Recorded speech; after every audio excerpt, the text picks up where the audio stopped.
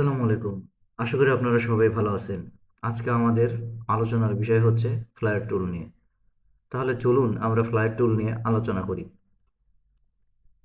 এই যে আমরা যেখানে রেক্টেঙ্গল টুলটি পেয়েছিলাম, এই টুলটার একদম নিচে দেখুন ফ্লায়ার টুলটি আছে। এই ফ্লায়ার টুলটি আমরা যদি এই যে হোয়াইট অ্যারোটি দেখতে পাচ্ছি এখানে যদি প্রেস করি, তাহলে আমরা এই পুরো টুল মেনু বারটাকে বাইরে নিয়ে আসতে পারবো। এখন যদি আমি এই টুলটি সিলেক্ট থাকা অবস্থায় মাউসকে ড্র্যাগ করি, তাহলে দেখুন সুন্দর একটি শেপ হয়ে যাচ্ছে। এই শেপটি কিন্তু আমরা আরও বিভিন্নভাবে ড্র করতে পারি। এই যে দেখুন, আমি যদি এইটি সিলেক্ট করি, করার পরে যদি আমি control press alt shift press করে ধরে রাখি, তাহলে দেখুন সে কিন্তু সমপরিমাণভাবে চারদিকে ইনক্রিজ হচ্ছে। আবার যদি এটাকে আমি ছেড়ে দিই, তাহলে দেখুন সে কিন্তু রোটেট হচ্ছে। এবার যদি আমি অল্টার শিফট প্রেস করে ধরি, তাহলে দেখুন সে অন্যভাবে ইনক্রিজ হচ্ছে। এবার যদি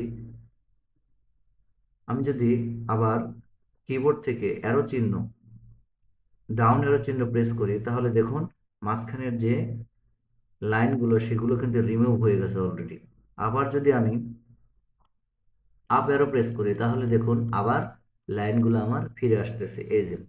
এই যে এখন যদি আমি আর্টবোর্ডের বাইরে ক্লিক করি, তাহলে দেখুন আমার এখানে আসলে যে এই লাইনগুলো বোঝা যাচ্ছে না। কারণ কি, এই লাইনগুলো হচ্ছে সম্পূর্ণটাই ট্রান্সপারেন্ট। এখন যদি আমি অন্যভাবে আমার এই ফ্লায়ার টুলটি ড্র করতে চাই, ফ্লায়ার টুল দিয়ে কাজ করতে চাই, তাহলে এটাও আমি করতে পারবো। আমি যদি এই ফ্লায়ার টুলটি সিলেক্ট থাকা অবস্থায় আর্টবোর্ডের উপর লেফট বাটন প্রেস করি, তাহলে দেখুন সে আমাকে একটি মেসেজ বক্স দেখাচ্ছে। এই মেসেজ বক্স থেকে কিন্তু আমি অনেক কিছুই করতে পারবো। আমি প্রথমে প্রিভিউ অপশনটি এখানে সিলেক্ট করে নিলাম, কারণ হচ্ছে আমি এখানে যখন যে ভ্যালু চেঞ্জ করব সেই অনুযায়ী আমার এখানে মানে চেঞ্জ হয়ে আমাকে দেখাবে যে আমি আসলে এতটুকু চেঞ্জ হয়েছি। আমি যদি এখানে ডায়ামিটার চেঞ্জ করে দিই, আমি এখানে ডায়ামিটার যদি 200 করে দিই, তাহলে দেখুন কি হয়। এই যে দেখুন, ডায়ামিটার চেঞ্জ করার কারণে সে কিন্তু আমার ডিজাইনটা বড় হয়ে গেছে। এবার যদি আমি অপাসিটি হচ্ছে কালারের ঘনত্ব, আমি যদি কালারের ঘনত্বটা বাড়াই কমাই সেটাও করতে পারবে। যে দেখুন আমি বাড়িয়ে দিলাম, কমিয়ে দিলাম। আমার এখানে 50 ডিফল্ট করা ছিল, আমি 50 রেখে দিলাম। এখানে আমি 50 রেখে দিলাম। এবার এখানে দেখুন গ্রোথ, আপনি এখানে চাইলে গ্রোথও বাড়াতে পারবেন। এই যে আপনি এখানে গ্রোথও বাড়াতে পারবেন। গ্রোথ বাড়ালে দেখুন আসলে কি বাড়ে। এই যে দেখুন,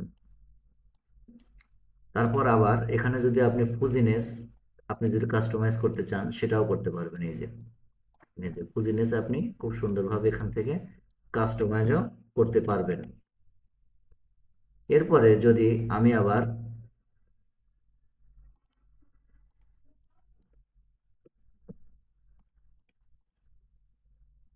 এরপরে যদি আমি আবার এখান থেকে রেস অপশনটি উঠিয়ে দিই, আমি চাচ্ছি যে আমি রেস চাচ্ছি না।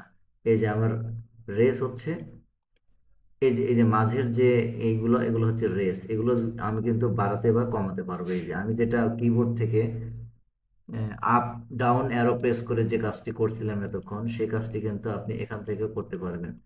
আর এখানে লংগেস্ট, আপনি কতটুকু লং করবেন এই রে গুলোকে। এই যে দেখুন সে কিন্তু লংগেস্ট মানে আরো বেশি লম্বা হয়ে যাচ্ছে। এই যে দেখুন 1000 পর্যন্ত এটার লিমিট দেওয়া আছে এখানে।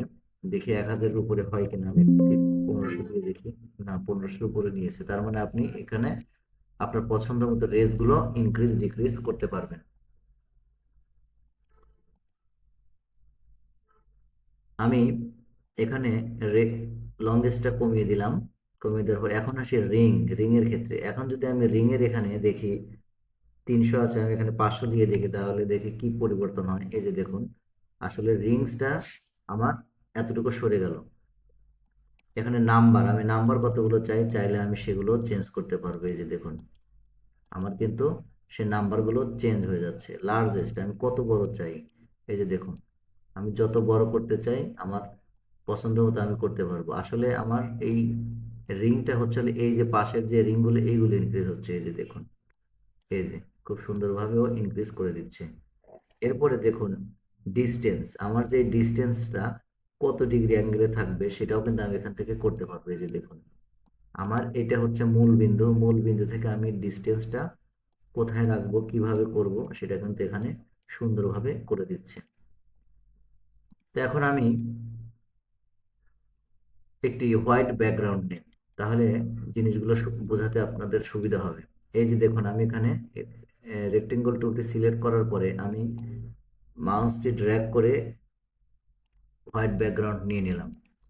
নেওয়ার পরে আমি এই যে এই অপশনটি যে আছে লেয়ার, এই লেয়ারটাকে আমি এখানে আমি নতুন আরেকটি লেয়ার নিই। আপনাদের যদি নতুন লেয়ার দরকার হয়, করবেন কি, এই যে লেয়ার যে আছে এই লেয়ার অপশনে যাবেন, গিয়ে আপনার অ্যাডোবি ইলাস্ট্রেটরে সাধারণত লেয়ার অটোমেটিক্যালি ক্রিয়েট হয়।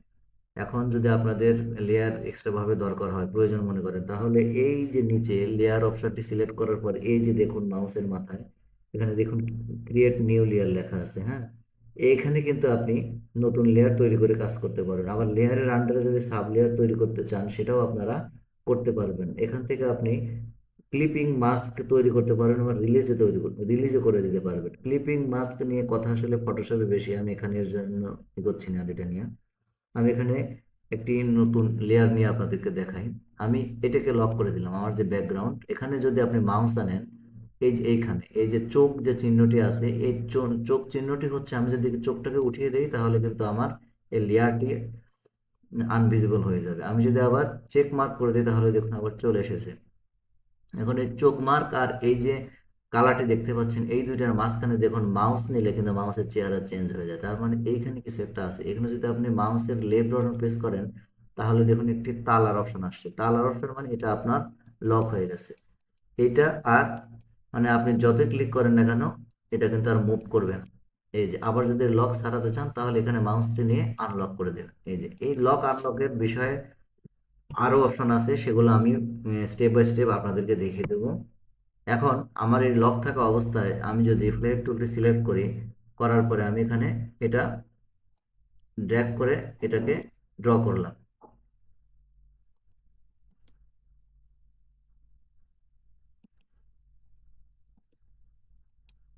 এটা আসলে অ্যারেঞ্জটা এটা আসলে তখন হচ্ছিল না, কারণ কি যে আপনি যে লেয়ারটি লক করবেন, এই লেয়ারটিকে সিলেক্ট থাকা অবস্থায় যদি কোনো কিছু ড্র করেন, তাহলে সেটা ভিজিবল হবে না।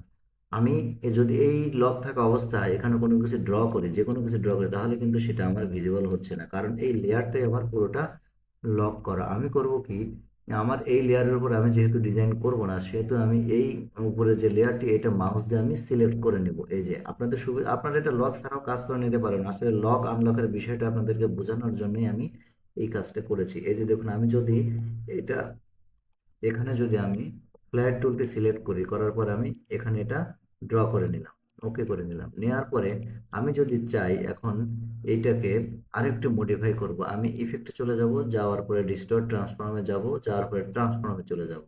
যাওয়ার পরে দেখুন, আমি কিন্তু এখানে চাইলে আমি আমার মন মতো ডিজাইন চেঞ্জ করে নিতে পারি। আমি যদি এখানে অ্যাঙ্গেলটা 20 দিই, দেখি প্রিভিউতে কি হয়। এই যে দেখুন, সে 20 ডিগ্রি অ্যাঙ্গেলে কিন্তু নিয়ে নিছে। কপি কয়টা করব, আমি যদি এখানে 20টা অথবা 24টা দিয়ে দেখি আসলে কি হয়। এই যে দেখুন, এই যে দেখুন, অনেক সুন্দর করে ওরা কিন্তু ওদের জায়গা প্লেস করে নিয়েছে নিজেদের জায়গায়। এই যে দেখুন, আবার আমি যদি কমাই তাহলে দেখুন এই যে অনেক সুন্দর এই যে ডিজাইন হয়ে গেছে। মানে আপনারা কমিয়ে বাড়িয়ে দেখবেন আসলে ডিজাইন কোনটাতে ভালো লাগে। মানে এরকম আমি জাস্ট কয়েকটাতে দেখালাম আপনাদেরকে, তারপরে যে স্কেল হরিজন্টালি ভার্টিক্যালি মুভ করে এদিক সেদিক করে, হ্যাঁ, আপনারা দেখবেন, তাহলে দেখবেন যে ডিজাইনগুলো আপনারা আপনাদের পছন্দ মতো অনেক সুন্দর মতো করে নিতে পারবেন।